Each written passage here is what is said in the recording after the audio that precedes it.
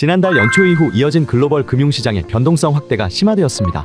트럼프 행정부의 관세 관련 정책 불확실성이 가장 큰 요인이었는데요. 특히 미국의 주식시장 조정이 크게 나타났습니다. 결국 S&P 500 지수의 경우 전고점 대비 마이너스 10% 이상 하락하였고 이후 다 회복하지 못한 채 3월을 마감하였습니다. 또 유럽과 일본 역시 달러 지수의 약세에 따른 환율 상승이 부정적으로 작용하며 주가가 하락하였습니다. 반면 중국과 국내 주식시장은 관세 정책에 대한 부정적 영향이 선진국 대비 제한적으로 미치며 보합 수준을 기록하였습니다.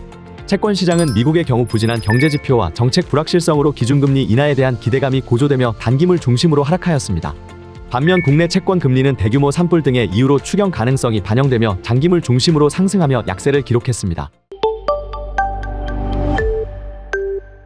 펀드는 지난달 미국 채권 대비 비중 확대를 실시했던 미 증시에 낙폭이 부정적으로 영향을 끼쳐 마이너스 수익률을 보였고 최근 1년 수익률이 약 5.5%에서 8.6%를 기록하였습니다. 다만 유럽 증시 중에서 유일하게 상승을 보인 독일 증시에 대한 비중 확대로 초과 성과를 기록하여 시장을 방어할 수 있었습니다. 채권 역시 둔화된 경제지표에 따른 위험자산 선호 심리가 약화되며 미국 하이힐드 및 신흥국 채권 자산이 운용 결과에 부정적으로 기여하였습니다. 다만 원화가 글로벌 주요 통화 대비 약세를 기록하면서 환오픈 포지션에서는 긍정적 기여가 있었습니다. 트럼프 행정부의 미국 예외주의, 미국 공공부문 인력 효율화 이슈 등 경기 둔화에 대한 불안감으로 월 초에 발표된 ISM 제조업 지수를 살펴보면 신규 주문 및 생산과 고용 지수 모두 가파르게 하락하고 있어 투자자로 하여금 위험 회피 현상은 더욱 강화될 것으로 예상됩니다. 골드만삭스는 올해 미국 침체 전망을 35%로 상향, 기업 이익 증가율은 마이너스 4% 하향 전망하였는데요.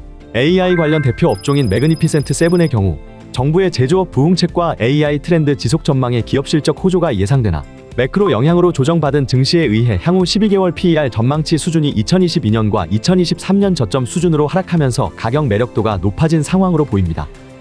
따라서 저희는 투자 자산 중 미국 주식에는 보수적으로 접근하면서 미 주식 내 나스닥 및 기업 실적 전망이 뚜렷한 M7 관련 ETF 비중을 확대하여 대응할 예정입니다.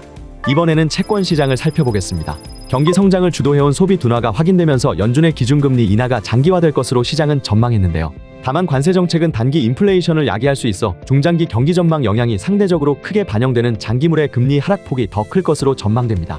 이에 따라 저희는 미국 채권 안에서 장기 채권의 비중을 늘려 시장을 대응할 전략입니다. 다만 지난주 예상을 뛰어넘는 상호관세 발표 영향으로 리세션 우려에 따라 미국 크레딧 채권 스프레드가 급격히 확대되었는데 저희는 기존에 축소해둔 미 하이힐드 비중 포지션을 당분간 유지해 나갈 계획입니다. 이것으로 4월 신한 TDF 매니저의 투자 수첩을 마치겠습니다. 감사합니다.